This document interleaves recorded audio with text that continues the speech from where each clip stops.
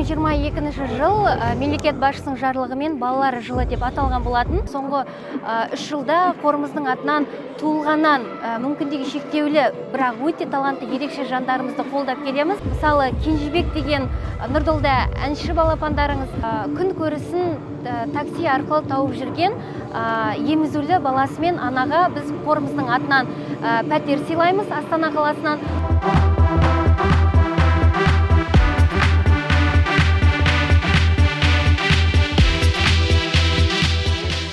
Арқадан қағатын адам көп қазір. Шынымен. Ең бастысы еңбек етсең болды. Еңбек етсең ары қарай Алла тағала өз жемісін жолдарын көрсетеді. Сөз жоқ, тіпті қобалжып тұрмын қатты.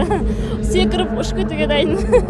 Әбден қиналып, күткен нәрсе өте сондай тәтті болады екен негізі. Өте қуаныштымын.